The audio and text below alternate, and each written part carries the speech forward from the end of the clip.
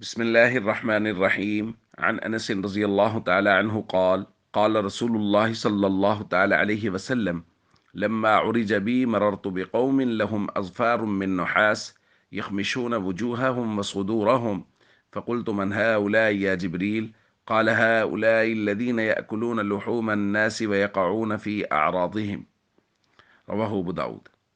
نبی کریم صلی اللہ علیہ وسلم نے ارشاد فرمایا، جب مجھے معراج کرایا گیا تو میرا گزر ایک ایسی قوم پر ہوا جن کے ناخن تانبے کے تھے، جو اپنے چہروں اور اپنے سینوں کو چھیل رہے تھے۔ میں نے پوچھا جبریل یہ کون لوگ ہیں؟ تو انہوں نے کہا یا رسول اللہ یہ وہ لوگ ہیں جو دوسرے لوگوں کا گوشت کھاتے تھے اور ان کی عزتوں سے کھیلتے تھے۔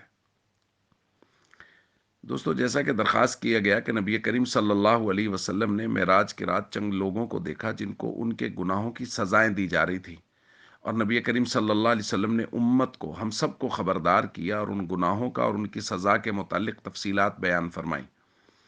آج کی روایت میں حضور نے فرمایا کچھ لوگ ایسے تھے جن کے ناخن جو ہیں وہ تانبے کے تھے اور وہ اپنے چہروں کو اور اپنے سینوں کو نوچ رہے تھے، چھیل رہے تھے۔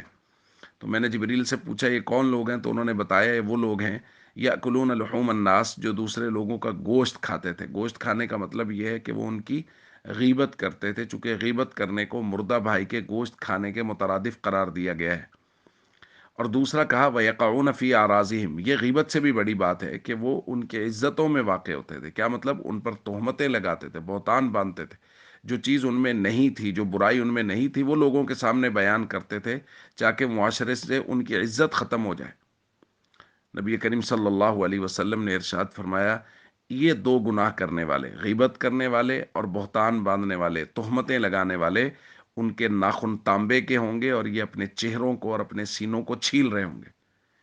اس لیے بھائی ہم سب کو چاہیے ہم اللہ سے ہمیشہ ڈرتے رہیں اور اپنی زبان کا استعمال بہت احتیاط سے کریں۔ غیبت سے، بہتان بازی اور تہمت سے اپنے آپ کو، اپنی زبان کو ہمیشہ محفوظ رکھیں۔ السلام علیکم ورحمۃ اللہ وبرکاتہ۔